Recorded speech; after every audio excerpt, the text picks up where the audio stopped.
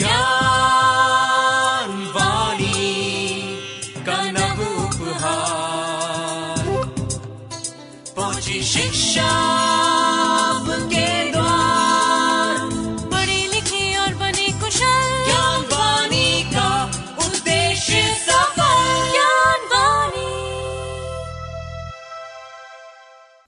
नमस्कार श्रोताओं, साप्ताहिक ज्ञान पत्रिका के एक और नवीन अंक को लेकर मैं हूं आपके साथ वंदना दत्ता।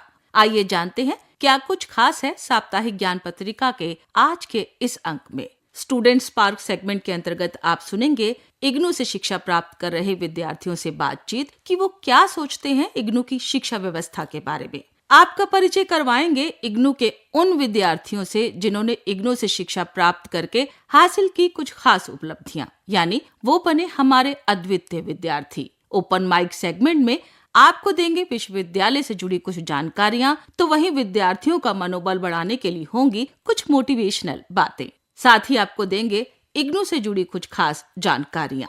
करियर सेगमेंट में आज आप जानेंगे कैसे बनाएं एक्वाकल्चर के क्षेत्र में अपना करियर। क्या आप जानते हैं, यानी डिड यू नो सेगमेंट में आपको देंगे कुछ रोचक जानकारियां। स्पेशल सेगमेंट में आज आपका परिचय करवाएंगे प्रसिद्ध कवि हरिवंश राय बच्चन से।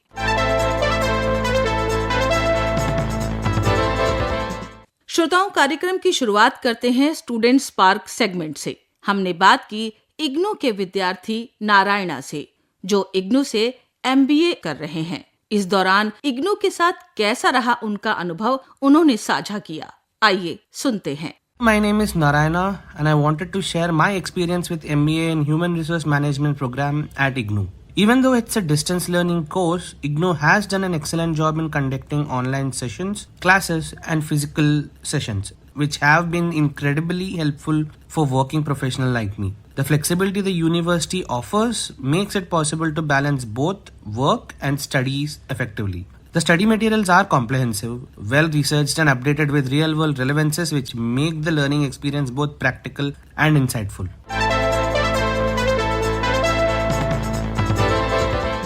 आप सुन रहे हैं साप्ताहिक ज्ञान पत्रिका ज्ञानवाणी दिल्ली 105.6 मेगाहर्ट्ज पर।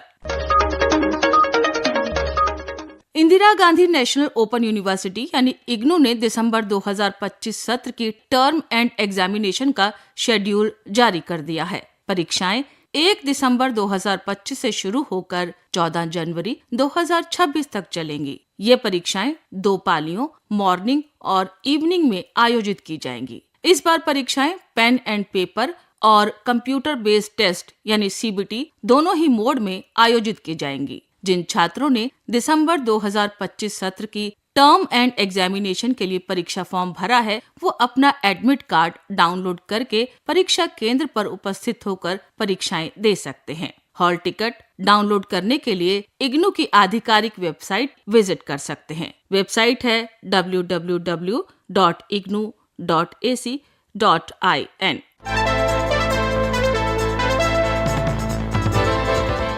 इंदिरा गांधी राष्ट्रीय मुक्त विश्वविद्यालय ने दिसंबर 2025 की सत्रांत परीक्षा के लिए project report, field work, journal, practicum, dissertation और इंटर्नशिप की रिपोर्ट जमा करने की अंतिम तिथि बढ़ा दी है। छात्रों को सलाह दी जाती है कि वो इस विस्तारित समय का उपयोग करते हुए अपनी संबंधित रिपोर्ट समय पर जमा करा दें। और अधिक जानकारी के लिए आप इग्नू की आधिकारिक वेबसाइट पर विजिट कर सकते हैं। वेबसाइट है www.ignu.ac.in।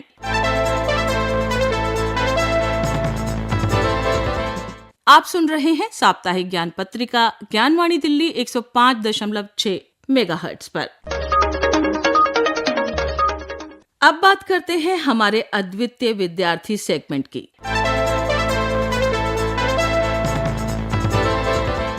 इग्नू का प्रयास रहता है कि वो अपने विद्यार्थियों को सदैव उच्चतर शिक्षा प्रदान करे, जिससे विद्यार्थी अपना बेहतर भविष्य बना सके। कुछ प्रतिभाशाली शिक्षार्थी उच्च शिक्षा ग्रहण करके न केवल अपना भविष्य बनाते हैं, बल्कि अपने शिक्षण संस्थान का नाम भी रोशन कर जाते हैं और कहलाते हैं अद्वितीय विद्यार्थी। इग्नू से जयपुर की एक ऐसी ही अद्वितीय विद्यार्थी से आपका परिचय करवा रहे हैं, जिन्होंने इग्नू से distance of early childhood care and education में डिप्लोमा किया। इस दौरान इग्नू के साथ कैसा रहा उनका अनुभव, उन्होंने साझा किया। कभी सोचो है कि कितना सारा लोग आपका सपना ना अधूरा ही छोड़ देवा, सिर्फ मान लिया कि या तो उनका पास टाइम कोन हुआ, या पैसा कोन हुआ, या मौका कोन हुआ। पण बात सबके लिए एक यूनिवर्सिटी है जठे बा आपका सपना ने नयो जीवन दे सका। IGNOU university, Indira Gandhi national open university, देश की सबसे बड़ी यूनिवर्सिटी है। यूनिवर्सिटी साबित करो है कि एजुकेशन जो है वह सबके लिए है, चाहे थे जॉब कर रहा हो, चाहे थे स्टूडेंट हो, चाहे थे घरों सीखना चाहो, ते सबके लिए यह यूनिवर्सिटी अच्छी है।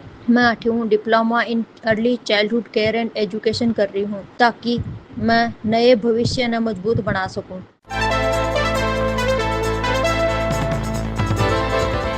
आप सुन रहे हैं कार्यक्रम साप्ताहिक ज्ञान पत्रिका ज्ञानवाणी दिल्ली 105.6 मेगाहर्ट्ज पर।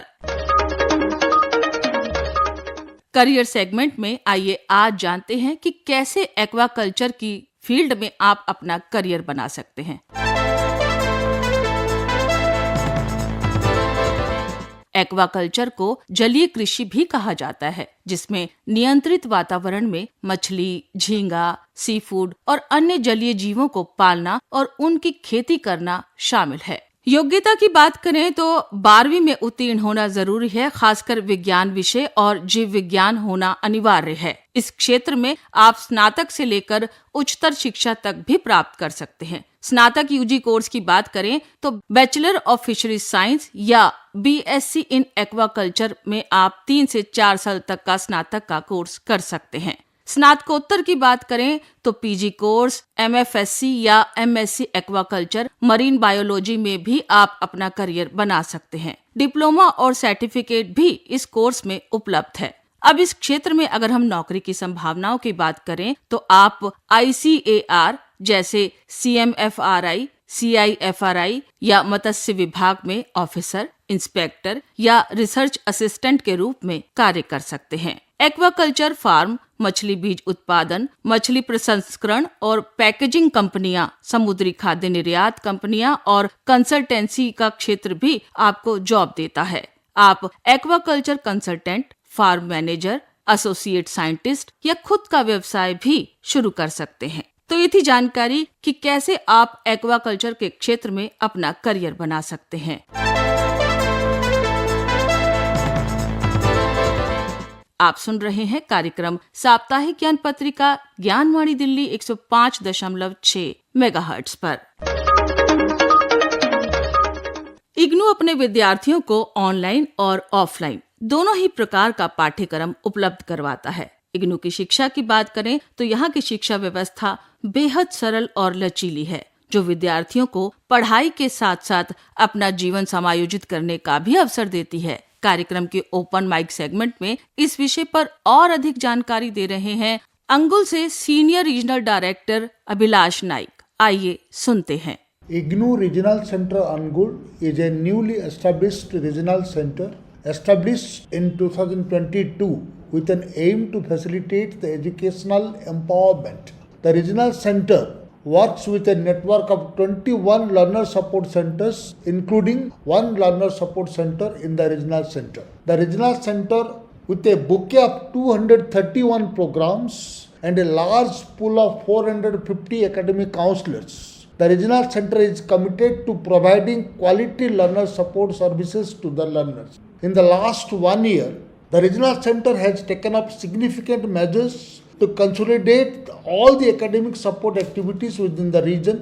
The regional center has been constantly striving to activate all the new programs in the LSS in the region and provide opportunities for higher education in all branches of knowledge. MSc Zoology and MSc Physics programs have been activated in the LSC in Government Autonomous College Angul, and a new work center for PGDCA New and MCA New has been established in the same college to promote computer education in the region.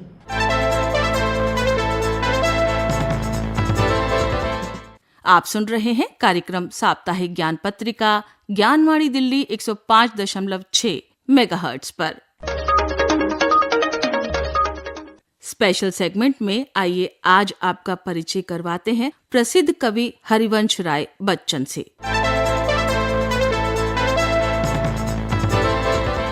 Harivansh Rai Bachchan Hindi साहित्य के सबसे लोकप्रिय और प्रभावशाली कवियों में से एक हैं। उनकी कविता मधुशाला आज भी हर उम्र के पाठकों के बीच उतनी ही प्रिय है जितनी 1935 में प्रकाशित होने पर थी। वे प्रसिद्ध अभिनेता अमिताभ बच्चन के पिता थे। अगर उनके जीवन पर नजर डालें तो उनका पूरा नाम रहा हरिवंश राय श्रीवास्तव बच्चन। उनका जन्म 27 नवंबर 1907 को बाबूपट्टी गांव प्रतापगढ़ उत्तर प्रदेश के क्षेत्र में हुआ। उनकी शिक्षा की बात करें तो उन्होंने इलाहाबाद विश्वविद्यालय से अंग्रेजी में MA किया और कैम्ब्रिज विश्वविद्यालय इंग्लैंड से PhD की डिग्री हासिल की। उनकी प्रमुख रचनाओं की बात करें तो 1935 में आई मधुशाला उनकी सबसे प्रसिद्ध कृति थी, जो छायावाद के बाद की रोमांटिक प्रगतिशील कविता का सर्वोत्तम उदाहरण मानी जाती है। फिर 1936 में आई मधुबाला, 1937 में मधुकलश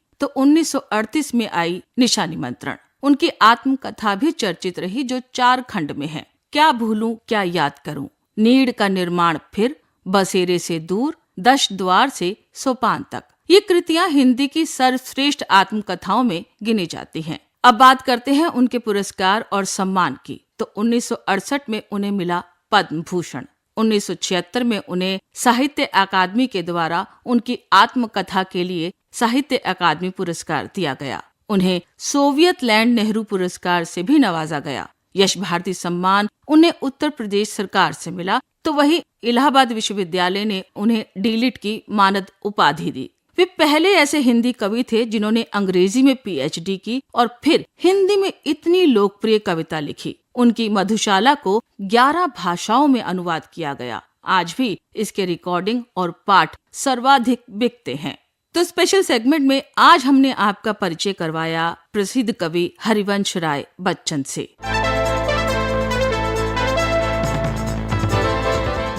क्या आप जानते हैं, बुध ग्रह एकमात्र ऐसा ग्रह है जिसका कक्ष इसकी भूमध्य रेखा के समतलीय है।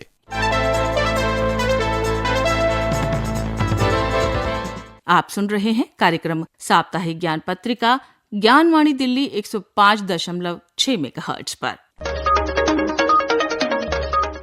मोटिवेशनल थॉट्स के सेगमेंट में आइए आज जानते हैं शिक्षा को लेकर श्री अरबिंदो घोष के विचार।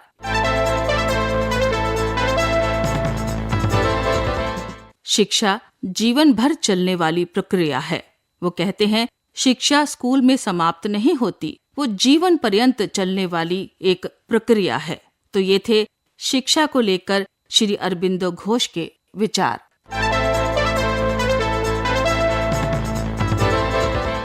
अभी आप सुन रहे थे कार्यक्रम साप्ताहिक ज्ञान पत्रिका। इस कार्यक्रम को आप तक पहुंचाने में तकनीकी सहयोग दिया प्रिय रंजन सामल ने, स्वर एवं आलेख वंदना दत्ता, संपादन किया सदन लाल ने और कार्यक्रम के प्रस्तुतकर्ता थे गजेंद्र दिवाकर। ज्ञान पत्रिका के इस अंक को आज हम यही संपन्न करते हैं। फिर आपसे मुलाकात होगी, तब तक के लिए मुझे यानी वंदना दत्ता को दीजिए इजाजत। नमस्कार। ज्ञान वाणी का नव उपहार, पहुंची शिक्षा